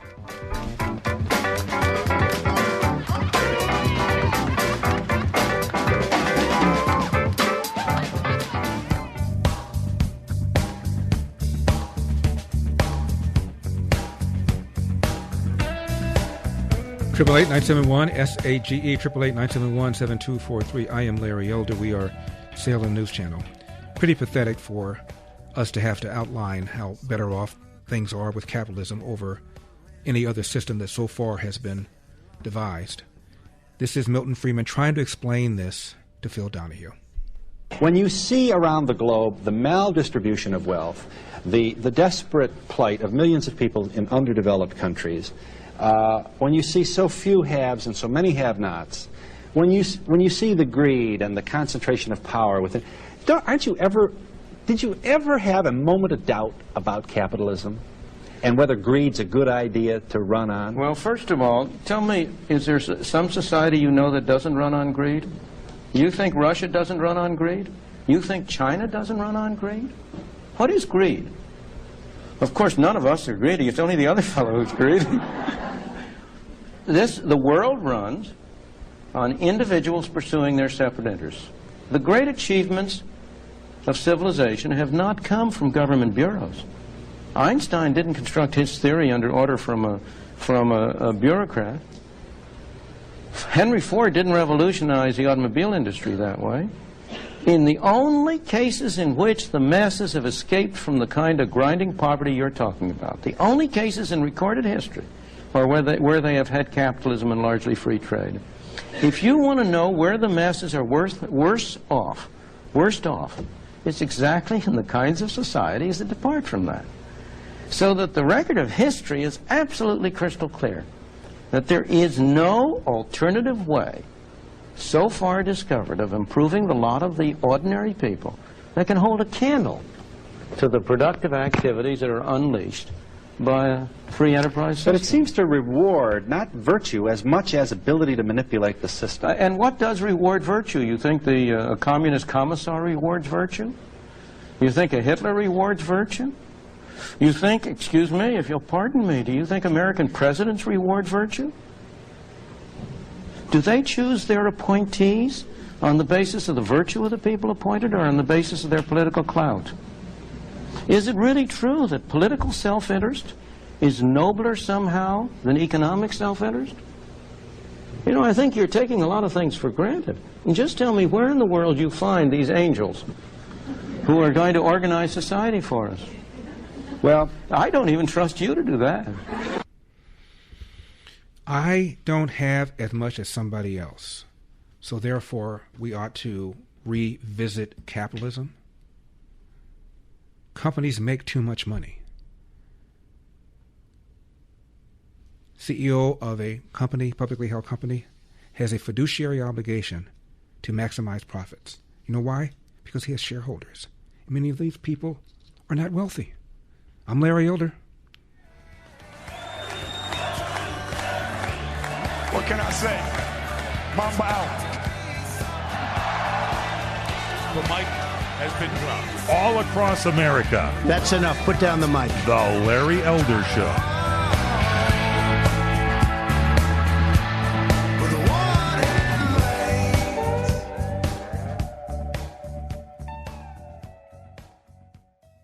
Life can be messy, but you don't have to figure it out alone. Hey, it's the Luskos. Join pastors and best-selling authors Levi and Jenny Lusko on Hey, It's the Luskos for honest conversations about faith, marriage, family, grief, ministry, and all the unexpected moments in between. You'll laugh, you'll be encouraged, and you'll be reminded that God is faithful through every season. It will always come back to Jesus in the end. That's right. Tune into Hey, It's the Luskos with Levi and Jenny Lusko. Available now wherever you get your podcasts.